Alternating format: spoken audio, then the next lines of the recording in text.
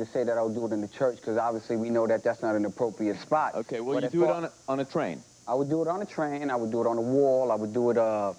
Would you do it on the side of an office building, say here in Manhattan? I mean, actually, inside an office building in Manhattan, it's not the kind of place that I want it to be seen. I want it to be seen. How about the side of a deli?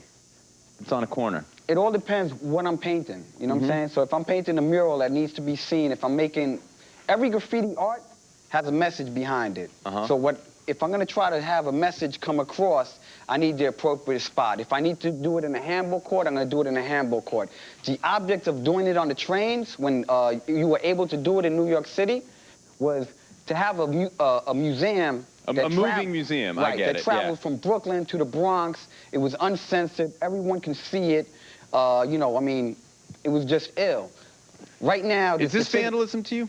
Excuse me? Is this vandalism? Is it vandalism? No, it's not vandalism. I mean, obviously, you're going to have some guys that pick up a can of spray paint and do some vandalism, but they're vandals. I'm saying there's a difference between graffiti art and vandalism. Vandalism is vandalism. You obviously have a message. You say you have a message. What if the people that see the message don't understand the message?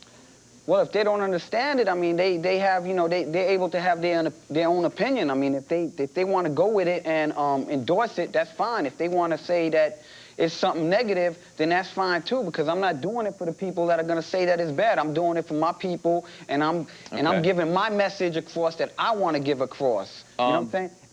Every society has its art form, and graffiti is the art form of this subculture that we call hip-hop. I hear you, and I want to talk to TC about that too, but let me ask you one more thing. On my way to work here today, this morning, I passed by the American Museum of Natural History. Right. For those of you who aren't in New York, big museum, it's on Central Park. It houses a lot of, particularly the dinosaur exhibits and a lot of... all that other stuff. Exactly. And somebody had taken a spray can in one color and did what to me looked like, it was undecipherable. I could not decipher what it was. It was black spray paint, it was scribble across the front of it. It's a landmark building. Right. Is that art or is that vandalism? What did it look like to you? It bothered me, because I love great architecture, and it looked like it was defacing it. So that was your opinion? I mean, bottom line, that was your opinion. You know what I'm saying? You're entitled to have your opinion, and I should be entitled to have my opinion. And that person who did that I'm not going to down anybody. No, I'm not arguing with you. I'm not going to down anybody. I'm not going to down anybody if their artistic talent is not up to par. If they feel like expressing themselves, then... Wherever they want to, they should be able to. To a certain point. I mean, you know, we're civilized people, you know what I'm saying? I mean, we all have a mentality that, you know, we can handle and understand. I mean, we know what's right and wrong. Okay, let me move next to you. TC, if graffiti's art, then why isn't it more widely accepted? Why don't more people see that? Because as long as these rich elitists that's running this planet, you know, they feel that, well, Michelangelo, Leonardo da Vinci was graffiti artists. They tagged it still up. You know, so as long as these rich elitists accept something that's art, like the American Museum of History, you know, and people are being oppressed, as long as there's someone doing the oppression and people being oppressed, you always going to have people on the underground expressing themselves. Yeah, like I hear what you're saying, but how is it the same as like Michelangelo? What's the difference? Anytime they want to advertise anything to the Black and Latino community, they put it in an artistic way where we can relate to it so that we can buy that. But see, if it's not accepted by the rich elitists in this country, on this planet, it's vandalism. Okay. But the first, we have to also let me take introduce into the next, but I will say, when they want to sell a product to a white housewife in middle America, they also put it in a style, in a form, in an art that will appeal to her as well. You know what I mean? So how many housewives you know live in the ghetto? You know what I'm saying? No, but I'm saying, but they create advertising appropriate to the audience wherever they are, whether they're the ghetto or they're like, check this out, Charlie. Right? What we did, Charlie, I kind of like that. What we did, Charlie. Right? Is that one, in the ghetto, brothers and sisters didn't have football teams, hockey teams, tennis teams, or things of that nature to basically outlet their talent. So we had to make use of what we had. Okay. Expression through art. I mean, you see art, for example, why they have... You didn't have an outlet. Right, well, why they want to put a ban on graffiti in this country is because, one, it's propaganda. Okay. Propaganda against what? The system. If you go to All Europe, right, I hear that. I hear that. I hear. If you go to Europe, they praise graffiti art. Praise it. Yeah, they Praise do, it. and they also buy and Praise sell it. it on canvases. No, I don't know how they you feel see- if you put it see on the the Louvre or European you put it trains- on the Eiffel Tower. If you They see might the feel a little different European about it. trains, the European trains are full of graffiti like we were in 1979. Yeah. You know, I mean, they have art shows with graffiti. I mean, they just adore graffiti, you know what I'm saying? And they see graffiti as the art of America because it was created in America, and the technique that they, for graffiti. I hear what you're saying. We can't get into that right now because I want to introduce all the men up on the stage, but we'll get back to that, okay? Sitting next to you is my next guest. They say graffiti isn't just about artistic ability, it's about crime. In less than 1 hour, a graffiti artist can cause up to $15,000 worth of damage. Please welcome New York State Assemblyman Tony Seminario, and sitting next to him is the president and founder of the Guardian Angels, Curtis SLIWA. Welcome to the show, gentlemen. Now, Tony, for years you've been fighting against graffiti, and in its most recent incarnation, your fight has taken on a proposed bill that has to do with paddling, right? Paddling and going to jail. The judges have the right to send them to Crazy, jail. man. Well, tell us about that bill. Well, you know, I mean, I gave you the courtesy. You gonna let me finish? No problem. You got the respect. Thank you. Handle your business. Okay. Now, getting back to what we were saying. Number one, I feel the community and my whole community feels why should they have the right to put graffiti on private buildings, on homeowners' buildings, on cars? They have the audacity to do a car. They do it on mailboxes. I mean, because it's their whim to say it's their art. Then if they feel it's such a great thing, why do they do it between the hours of 12 and 5 in the morning? You never see them do it during the day, where the citizenry out there could come out and watch them. You understand? It's always at night. We have patrols in my area, in the 38th Assembly District. Where you live? The 30 in Glendale. Let him finish, okay? And everything. We're out there at night trying to track these guys down. I mean, Well, it doesn't sound to me like your problem is graffiti, the actual what they do. Your problem seems to be where they put it. definitely. Look, I'm concerned in my district. How much money have you spent combating it? So wait, if BRIM is, Thousands and thousands If you of put some of dollars. that money into maybe making a program for the children to paint, I bet you that the problem of the kids sporadically painting will stop if they had some kind of a program. Bottom line. Stand up. Let me get a comment here for a second. Spend 1/3 of that money, 1/3 of that money doing a program. I mean, honestly, we're talking honestly.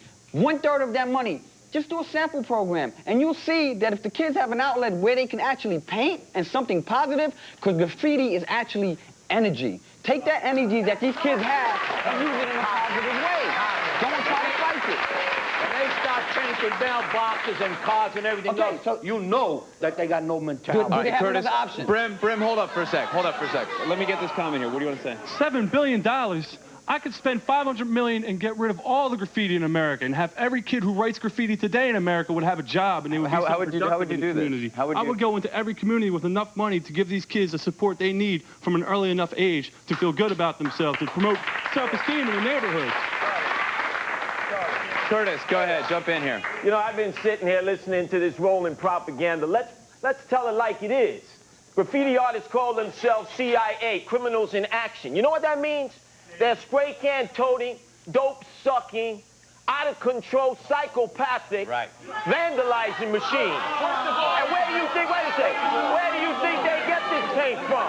Let me tell you, Charlie, they go into the big and tall men's shop to get daddy's clothes, big pants, big headquarters has graffiti as a sign. So what is he saying? And steal it and rob. And it begins the criminal activity. It's all about committing All right, crime. I've heard what you each have to say. And you know We'll be back in a minute. We'll hear the rest of this conversation. Go into mom and dad's house and start spraying it up the walls. You'll bust your backside. All right, have a seat, Curtis. We're going to be back with the rest of this conversation. Also, when we return, we'll hear how far some people will go for their graffiti art. We'll be right back.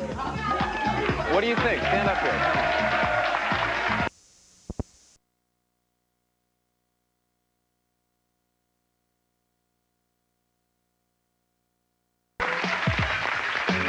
We're back and we're talking about graffiti art. Now, you had a comment you wanted to make. This is a question for Brim. Brim, earlier you said two things. One, that graffiti was an art form, that it was beautiful and you're beautifying the area. You also said that you wouldn't put it up in a church, obviously feeling in your heart that that's a wrong place, people go there, et cetera, et cetera. My question to you is, what makes it right to put it up on someone else's property when it's their own property, and you say you shouldn't put it up in a church? Where's the distinction? I'm not going to sit here and say that every place that there's a graffiti marking, it's an appropriate place. I'm not saying that, bottom line. But what I'm saying is that graffiti is just a superficial problem. I mean, you can say, you know, it's bad, but there's a lot of stuff behind it. You know what I'm saying? Like I'm telling this guy here, he's a politician and he's in power, and obviously he's been elected by the public, and he has no problem giving contracts out to eradicate graffiti. Mm-hmm. If they spend a little bit of that money trying to create a program, then that's solving part of the problem. I hear that. I hear that. Thank you for your comment. Tony, this gentleman's basically saying that if you put it, you know not to put it on a church, that means that somewhere deep inside you know there's something probably not right about it. They know it's wrong to put it on property. They know it's wrong to face public property and everything. I mean, they're talking about setting up classes and everything else. If they didn't do the graffiti, we wouldn't have that expense. There's been graffiti since the beginning of time, my man. Curtis, let them go to art school to perfect their art. Right. Curtis, jump in here. That's what we're up against. That's what we're up against. That's why we can't do nothing. So good, they could get somebody to commission them to do the piece on the business side. So why is it they feel the need to rob the paint, go into the trains, borrow the buses, attack public facilities, private, and don't tell me you guys don't hit synagogues and churches, because I haven't seen a clean synagogue and church lately. First of all, me personally, I've been out on bombing missions with some of your Guardian Angel members on the front of your headquarters on 8th Avenue. There's graffiti, even on your van, and your wife supports graffiti 100%.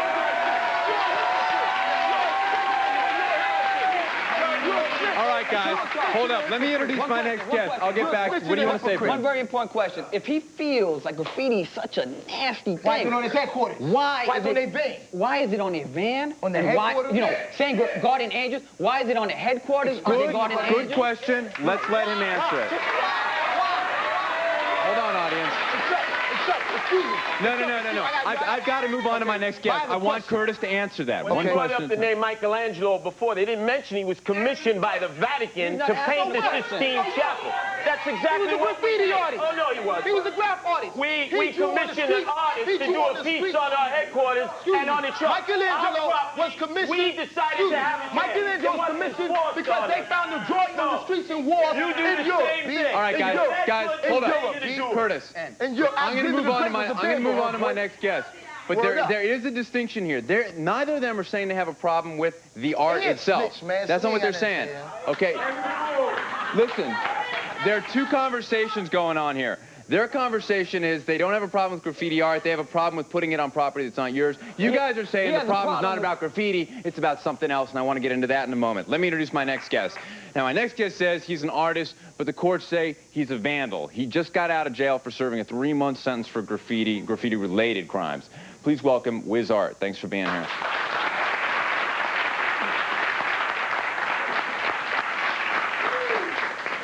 Sitting next to him is Vase. Now, Vase, you're in pretty much the same position, not in terms of jail, but in terms of having the same opinions about art as Wiz Art. Is that correct? Yeah. Okay, I'm going to start with Wiz Art. Wiz Art, why is graffiti so important to you that you were willing to go to jail for it? Because it's a way for me to express myself, get my artwork out, let people see my true feelings of me as a person, and still be able to catch fame from other graffiti artists, and you know, and to know that I had the chance to paint with a spray can and learn it and master it and appreciate everybody else's art as good as mine. Okay, Vase? I hear his point, but how are people supposed to understand what they don't necessarily understand? If they look at it and it doesn't communicate whatever your message is, what's the communication? They have to learn it. It's part of the streets and shit, you know? You know, they just got to learn it. You tell that to a guy who owns a house worth $200,000 and finds graffiti on the side of his house. There's many different ways of graffiti. You have a graffiti artist, you have a graffiti tagger, and you have a vandal. Well, whatever that is. A it's vandal graffiti. is someone who don't have skill, who doesn't know what What's they're the doing. difference? Yeah. I'm trying to say, a vandal is one who doesn't have skill, don't know what they're doing, just go out to destroy. And a toy is someone who's trying to learn and he's getting up. And then there's an artist who has spent many years practicing and upgrading it to where it's an art level. I work for Flight Snowboards. So you say there is a difference. I painted their bus for $2,000. I got to go to break here. I got to go to break here. One question for you. The scribble that I saw on the front of the American Museum of Natural History this morning, there was... Okay, it's not necessarily art. All right, fine. We're going to break. We'll be right back.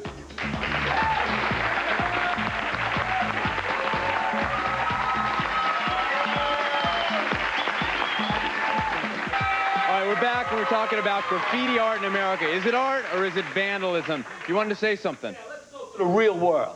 The real world is the homeowner, the property owner, the businessman. They don't want graffiti on their property. It's against the law, yet they have the audacity to go out there and they don't care. And when they do it under the cover of darkness. Because I guarantee you, if they ever, well, you I'll do it right here. I'll do it right here. Hold on. I'll do it on the highway. You come to Queens. You come to Queens and do it in daytime. We'll accommodate you. People what do you want to say? He's supposed to do it. He works for the people. Not his People neighborhood. over there, my people, not your people. Your people? Not your graffiti artists.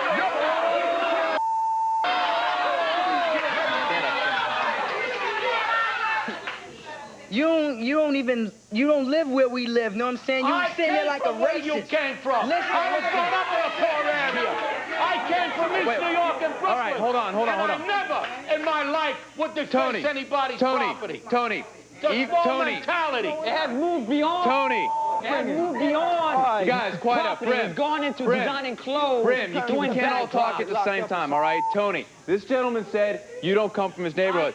But where he came from, John. My question to you is not whether you come from his neighborhood. What I want to know is there graffiti in your neighborhood? All over the neighborhood. That's what matters. That's the point of the conversation. When he, hey, Charles, hello. When he's running for office, does he put posters up all over the place? When he's running for office, does he put posters up all over the place?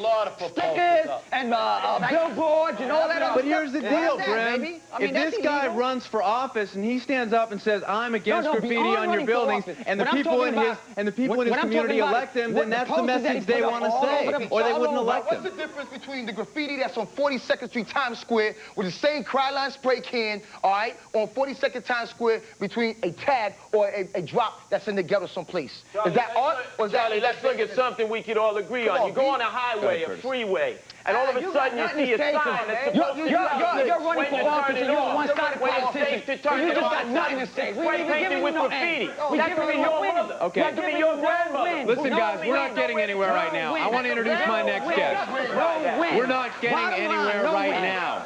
I want to introduce my guest.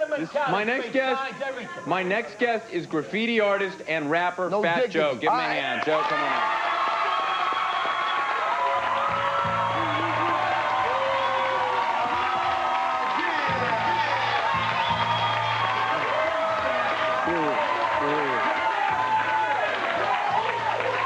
Hey, Joe, welcome to the show. Now, you bring a different angle to this because you say graffiti has something to do with hip-hop. Excuse me? You say graffiti has something to do with hip-hop, right? What does it have, what do they have to do with each There's other? like 3 elements in hip-hop. There's the verbal, which is what I do, the rap. I also do the graffiti, which is the visual hip-hop. And there's also the b-boying, which Commercial Society labeled it as breakdancing. That is another category of hip-hop. Okay, what do you say to the person who says, well, somebody who lives in their apartment building, say on the Upper East Side, and says, I don't want to listen to hip-hop, so I don't. So why do I have to see hip-hop art if I don't want to? I mean, you don't force people to listen to the music, so isn't putting the art on their building forcing them to see it? Or not? I wouldn't agree with that. I mean, it's just a question. Hip-hop is just like, you know, is just like a whole culture. That's just, graffiti's a part of the culture, which has caused rap to become so large in this corporate industry and stuff like that. And Of course, we rap, and you got to listen to it on the radio. If you don't want to listen to it on that station, then you'll change it to another station. It's the same thing. And so if you don't like it on your building, you change to another building? Nah, I mean, nah, that's not what I'm saying. What I'm saying is, like, that's not even a question I want to answer. I just want to, you know what I'm saying? Okay, I appreciate your honesty there, though. Yeah, I want to support graffiti art because it's been down since day one, and I'm a graffiti I hear what you're artist. saying. It's part of the whole culture. I got to go to break now, though. When we come back, I want to talk about how some of you guys would feel if art you didn't like showed up on your homes. But first, Fat Joe, take us a break. 1, 2, 1, 2. Everybody get up and represent the true hip hop. Y'all know this joint? Yeah, money. This is going out to the people like my man Curtis who forgot the ghetto. Know what I'm saying? And all the graffiti artists.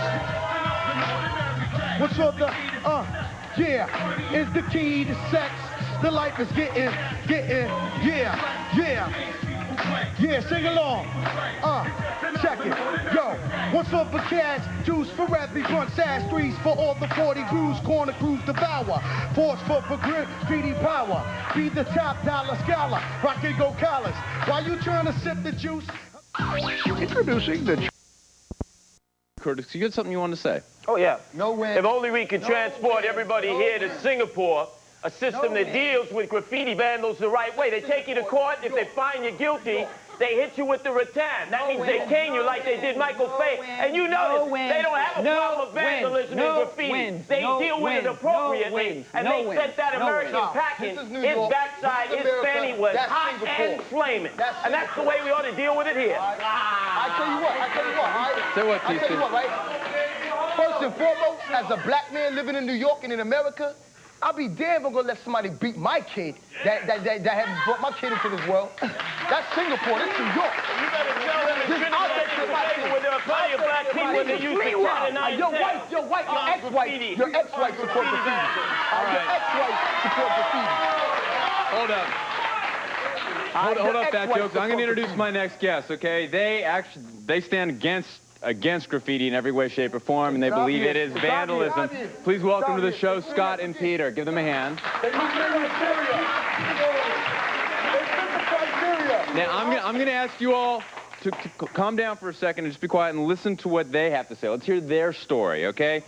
Scott, what is your problem with the graffiti artists? Well, basically, our family, we have approximately $1 million building that that my grandfather actually built. And when the graffiti happens on ours, I'm not saying that it isn't art. It really is art. The problem is that it was done on our building, and I didn't contract it, and I didn't want it on there. Try to contract it. Well, hold on one second. Let him finish. Let him finish, Brim. Go ahead. One of our business, we got 3 companies in ours. One of them is advertising promotional. And graphic artists in our business get paid very good money. And you gentlemen actually have a really good talent that's out there that you can make good money at. And what I'm saying is basically, I don't like it on my building because I didn't contract it. And I'm sure that's what these gentlemen are also saying. So why but if you give them a contract? I don't want it on my building right now. But Hold on. Just for the home audience that didn't hear what she said when she called out, she said, why don't you give them a contract? Go ahead. Basically, how come you don't come to my business and buy from me? You got to get out there and sell. So you won't go into your businesses and you try to sell. You can give us the front door. Do you think they do not treat themselves and their art as a business? I would have to agree with that. I think if you probably tried to do it as a business, they could probably make a very good living off of it. You're doing it as a business. What connections could a kid from the ghetto doing this graffiti art have when an executive in the corporate industry? It's not what you know, it's who you know. So sure people make a lot of money off of graphic art, but it'll be your cousin John, your cousin Jim. It won't be a graffiti artist from the ghetto. Colin Powell is from the South Bronx. What connections did he have that he could talk about? We don't want him in the South Bronx. We don't want him in the South Bronx. We don't want him in the South Bronx. Hold on. Do it the right way. You know what? We don't want him in the I South even Bronx. think this topic is about Nobody in the South Bronx is proud of Colin Powell. Them two right here, the way how they sound like they speaking over here, it's like it's a racial problem. Okay, you said how you don't even, you said that.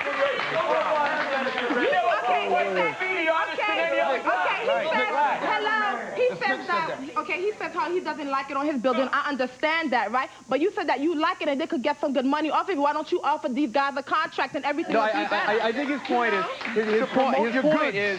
his point is not that he wants to have a contract for art on his building. If he chooses to have art on his building, then he would contract someone to put it on. Exactly. It doesn't mean that he wants the art on there. It's still a prejudice issue here with it's still a prejudice issue because that's how you making it sound. That's how you making it sound, talking about Bronx and East New York and everything like that. You're making it because where you getting East New York, Bronx, why you saying all of that for? I was born in East New York. You're not talking about graffiti, you're talking about something else. Let me ask you something.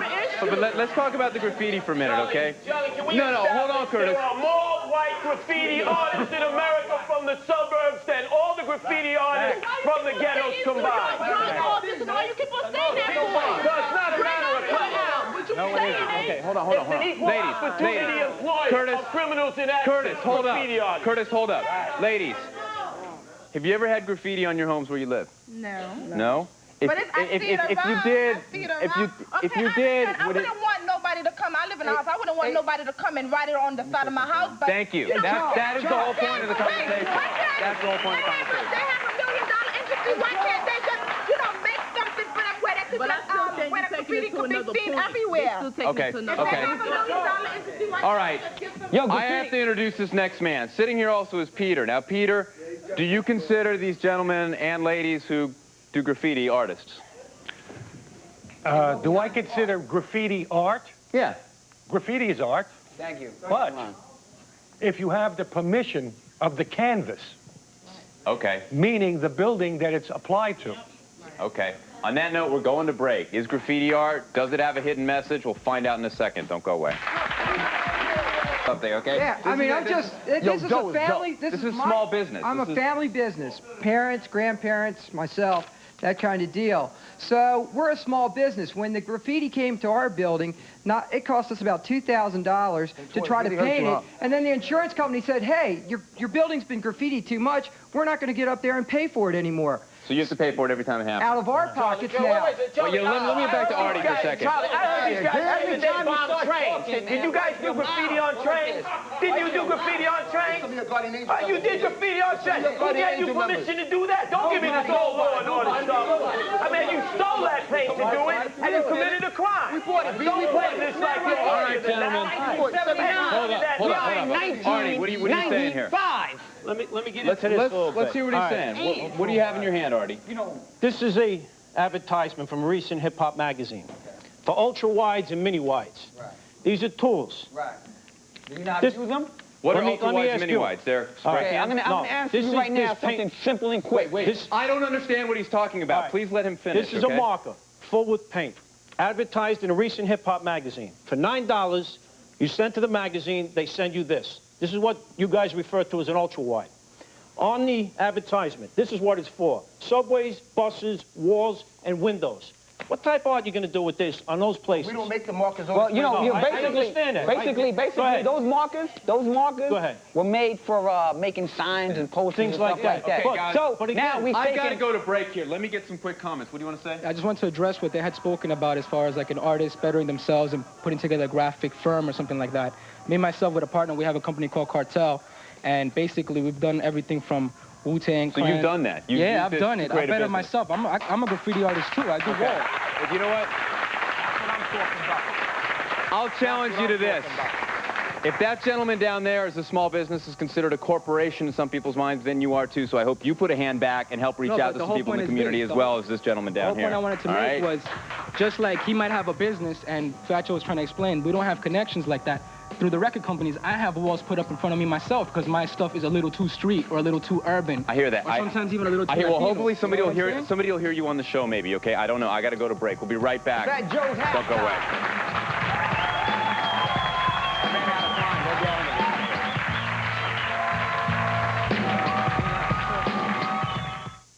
Please welcome my next guest from the St. Petersburg, Florida Center for the Arts, Dr. Carl Hollander. Thank you for being here.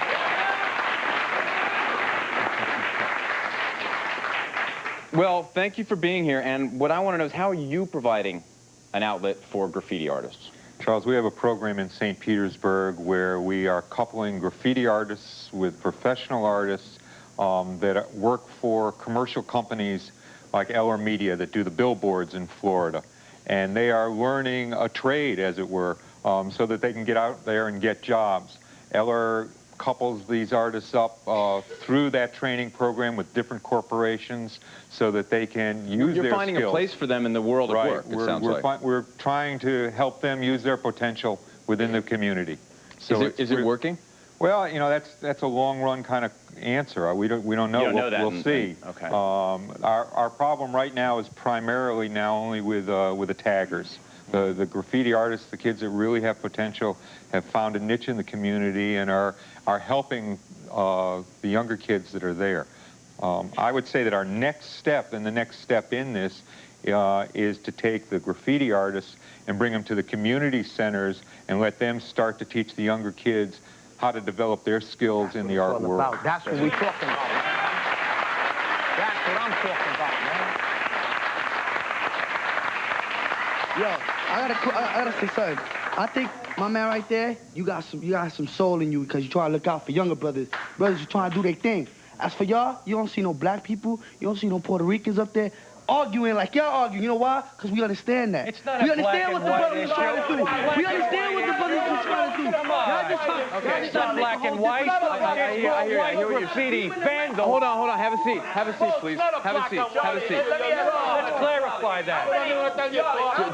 Gentlemen, we can't understand you when you all scream out at the same time. Right. There are thousands of artists out there who don't do graffiti. They can't sell their work, but they don't go putting it on buildings, on buses, on churches, on synagogues. They're ruining our community. Whose art gets bought? They're destroying our community. Get bought, then keep it in your house. Hang it in your house, not on somebody else's house. Paint your own car. Paint your own room. Leave our cities alone. Excuse me, gentlemen. I'm trying to let this lady speak. We're almost out of time. Before I ask my question, I'd like to comment that the graffiti that you artists portray on buildings, and I agree. I think it's real talent. I think you've got talent if you can do that. But if, say, something you work for and buy, would you like someone ruining that? I'm not saying art is ruining it, but if you don't want that on there, would you like me to put something on there? We got to come to a compromise and understand each other and hear each other out. Can you feel what she's saying? I'm just saying, if you work hard for the money that you earn and you buy a car, graffiti's all over it. People right here, they're not coming to a compromise. Guys, you know what? The first compromise I'm going to break is for you guys to hear a little bit of what she's saying and for her to hear a little bit of what you're saying. And I want to thank Carl Hollander for at least giving us a possibility, at least a solution. We'll be right back with some words from you, our viewers. We'll be right back.